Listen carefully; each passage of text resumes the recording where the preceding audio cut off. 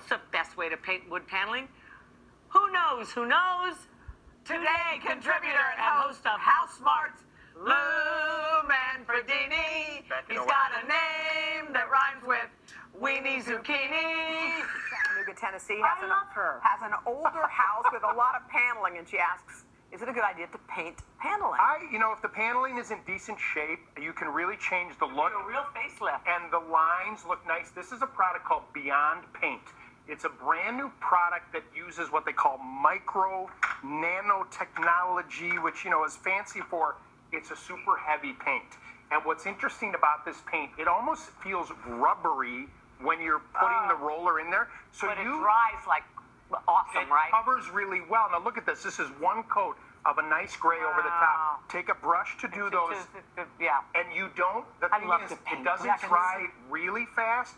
And so you see how I've got those edges there? Excellent work, Lou. Smooth it all. Lou, they're giving us the hook. We're out.